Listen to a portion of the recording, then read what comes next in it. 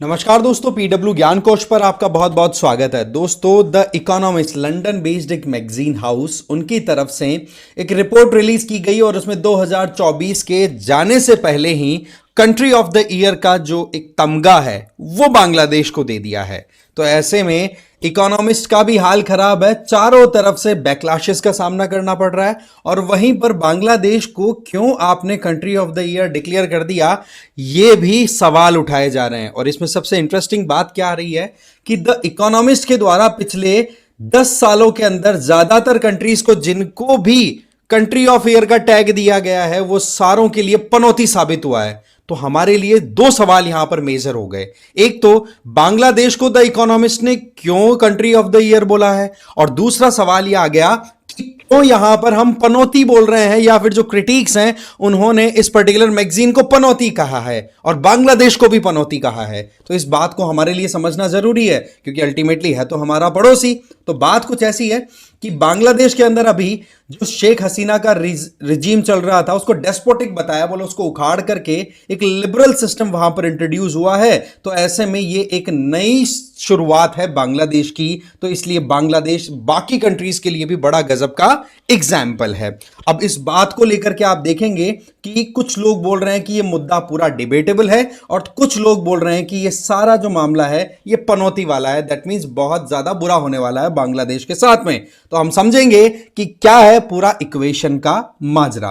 खैर, आगे बढ़े उससे पहले मैं आपको बता दूं पीडब्ल्यू ऑनलाइन की तरफ से यूपीएससी फाउंडेशन कोर्सेज रन कराए जा रहे हैं, जिसमें आप देख सकते हैं कि 2026 के जो एस्पिरेंट्स हैं वो संकल्प ज्वाइन कर सकते हैं अगर इंग्लिश या हिंदी में प्रिपरेशन कर रहे हैं, टाइटन ज्वाइन कर सकते हैं अगर इंग्लिश में जाना चाहें। इसी तरीके से 2025 के जो एस्पिरेंट्स हैं वो प्रहार ज्वाइन कर सकते हैं अगर वो इंग्लिश या हिंदी में है, टाइटन ज्वाइन कर सकते हैं अगर वो इंग्लिश में है। इसमें आपको जीएस की लाइव एंड रिकॉर्डेड क्लासेस मिलेगी, सीसेट की क्लासेस मिलेंगी, साथ ही साथ आपको डेली एमसीक्यूज और मेंस आंसर राइटिंग प्रैक्टिस मिलेगी और कॉम्प्रिहेंसिव जीएस ई बुक्स भी मिलेंगी। और इसके अलावा आपको जो भी डिटेल रिक्वायर्ड हो आप एक बार डिस्क्रिप्शन बॉक्स चेक कर लीजिए, एडमिशन बिल्कुल ओपन है।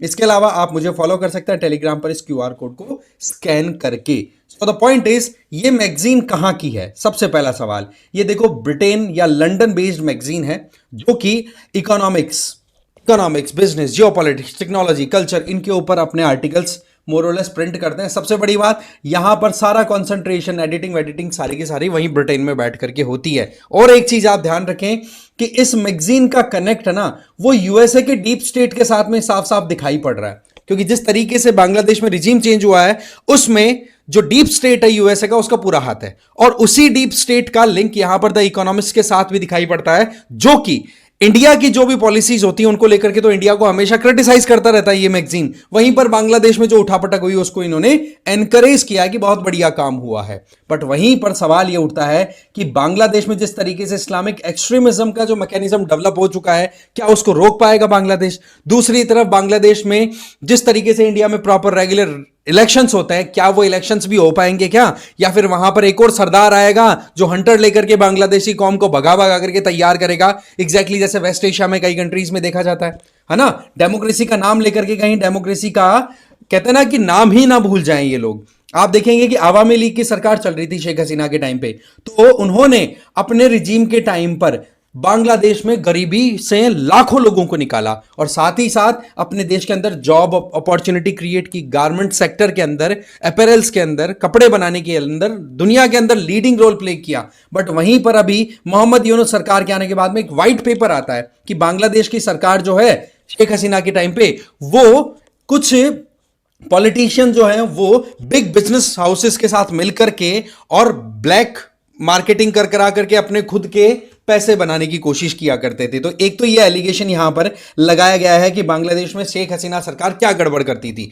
दूसरा ये कि जहां पर शेख हसीना सरकार थी तो उन्होंने पिछले 15 सालों के अंदर बांग्लादेश में एक स्टेबिलिटी दी है, इकोनॉमिक ग्रोथ दी है। इवन आप खुद देखेंगे कि जब कोविड-19 की बहुत बड़ी महामारी आई थी तो भी प्लस में थी यहां की इकोनॉमी। वहीं पर एलिगेशन ये लगाए गए हैं कि भाई बांग्लादेश में जब शेख हसीना की सरकार चल रही थी तो बहुत से लोगों को डिसअपियर कर दिया गया, इसका मतलब वहां पर ह्यूमन राइट्स का भी गजब वायलेशन देखा गया। तो ये कुछ मुद्दे हैं जिनको यहां पर द इकोनॉमिस्ट ने हाईलाइट करते हुए और ये कहा है। बट यहां पर हमें समझना होगा कि इकोनॉमिस्ट के द्वारा कौन कौन से कॉम्पिटिटर कंट्रीज को पिक किया गया था जिनके बीच में फाइनल दौड़ चल रही थी कि हां भाई कौन बनने वाला है करोड़पति यहां पर इकोनॉमिस्ट के हिसाब से, that means country of the year. तो ऐसे में बोला हमने पिछले 12 महीने का पूरा एनालिसिस किया है और 5 कंट्रीज को हमने शॉर्टलिस्ट किया।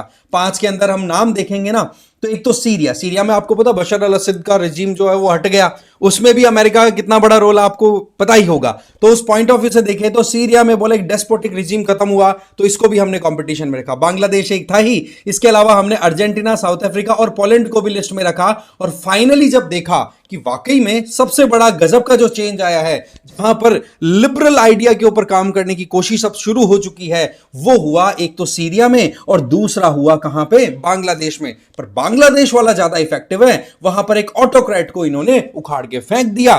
तो ऐसे में ये विनर है अब की साल के, और ये बात देख करके बांग्लादेशी जरूर खुश हुए होंगे। पर सच बात यह है कि इंटरनेशनल बैकलैश देखने को मिल रहा है इस मैगजीन को। क्यों जी?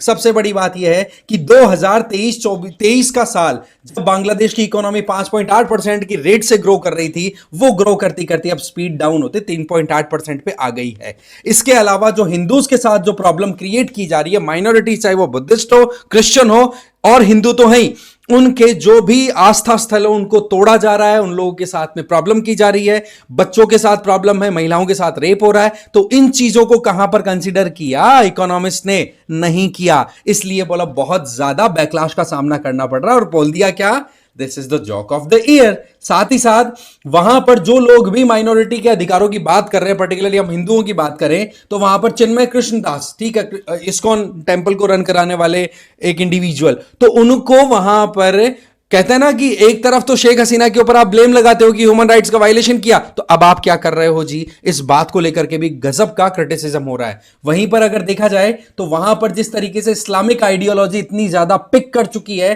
कि वहां पर जो टेररिस्ट डिक्लेयर हो रखे हैं इंडिविजुअल, उनको छोड़ा जा रहा है ना। वहीं पर जो लोग अपने खुद के देश को बर्बाद करने पे तुले हुए हैं, उस देश का एग्जाम्पल आप दुनिया के लिए सेटल करना चाह रहे हो, तो ये आर्ग्यूमेंट्स है ना, ये इकोनॉमिस्ट को मुंह छुपाने के लिए मजबूर कर देंगे। इसके अलावा बांग्लादेश की जीडीपी का नंबर कौन भूल सकता है, जहां पर पहले ये बात थी कि भाई 2024-25 का फाइनेंशियल ईयर आईएमएफ के अकॉर्डिंग, है ना, ये नहीं है हर कोई कुछ बोल रहा है, आईएमएफ बोल रहा है कि 4.5% की ग्रोथ रेट जाने वाली थी, जो कि घट करके 3.8 आ गई है और पता नहीं कितना होगा। इसके अलावा इकोनॉमी के हाल, $750 मिलियन की रिक्वायरमेंट रखी थी भाई आईएमएफ के सामने कि भाई हमें $750 मिलियन दे दो जिससे कि हम हमारी ऑब्लिगेशन पूरी कर दें। एग्जैक्टली वही हाल हो गया जैसे कटोरा लेकर के पाकिस्तान दर दर भटकता रहता है, एग्जैक्टली वही हाल। तो बोले ये मॉडल आप स्टैब्लिश करना चाहते हो। और उसके अलावा एक इंडिविजुअल जिनका नाम है अमिश त्रिपाठी, उन्होंने तो गजब का ही क्रिटिसिज्म किया है। ये पहले बैंकर थे, अब ऑथर हैं। इनके द्वारा ये बोला गया कि पिछले सालों की अगर हम बात करें, ठीक है, तो ट्यूनीशिया, म्यांमार, आर्मेनिया और यूक्रेन, इन कंट्रीज को कंट्री ऑफ द ईयर का अवार्ड दिया है इस मैगजीन ने, है ना। और इन सब के लिए ये मैगजीन का तमगा पनौती साबित हुआ है। कैसे? मैं बताता हूं। 2014 में ट्यूनीशिया को दिया, तो वहां पर क्या होता है, ऑपोजिशन का जो लीडर था ना, मोहम्मद ब्राह्मी, उस बंदे को मार दिया जाता है। तब से लेकर अभी तक ट्यूनीशिया बर्बाद हो रखा है। आ जाओ म्यांमार पे। म्यांमार में जैसे ही ये 2015 में तमगा दिया गया, तो वहां पर रोहिंग्या क्राइसिस हुए, तो ऐसे में वहां पर रोहिंग्या उसको भागना पड़ा अपना ही देश छोड़ करके। और फिर उसके कुछ समय बाद में जुंटा ने, वहां के मिलिट्री ने प्रॉपर इलेक्शन होने के बावजूद भी आंग सान सूची की जो सरकार थी उसको गिरा दिया, अपने हाथ में पूरी सत्ता ले ली। आज म्यांमार बिल्कुल बर्बाद है। फिर आ जाओ आर्मेनिया। आर्मेनिया में अपनी तरफ से बहुत बढ़िया आराम से शांति से काम हुआ था, वेलवेट रेवोल्यूशन हुआ था, लीडर भी अच्छे खासे थे। तो वहां के प्राइम मिनिस्टर ने करप्शन के चार्जेस के चलते कहीं ना कहीं रिजाइन भी कर दिया था। बट आज के टाइम पे आर्मेनिया अजरबैजान के साथ में युद्ध में फंसा हुआ है, ये बर्बाद हो रहा है। फिर भाई साहब यूक्रेन को दिया टैग, और यूक्रेन का हाल कुछ ऐसा है कि यूक्रेन पूरा देश जो है वो पार्किंग लॉट में कन्वर्ट हो चुका है। तो इस तरीके से इकोनॉमिस्ट ने जिसको भी तमगा दिया है ना दोस्तों, तो वो बर्बाद हुआ, इसलिए पनौती भी बोल दिया।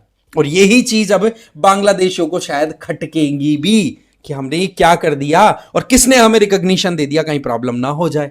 ठीक है जी। तो ये कुल मिलाकर के बड़ा अपडेट था। एक तरफ तो बोला जा रहा है कंट्री ऑफ द ईयर और दूसरी तरफ जॉक ऑफ द ईयर। अब आपका क्या मानना है कमेंट बॉक्स में जरूर बताएं। साथ ही साथ आपको इस क्वेश्चन का आंसर भी देना है कि हमारे कॉन्स्टिट्यूशन के अकॉर्डिंग फ्रीडम ऑफ प्रेस किस आर्टिकल के तहत आपको दिखाई पड़ता है। आई होप आपको ये सेशन अच्छा लगा होगा। Thank you so much for watching this video.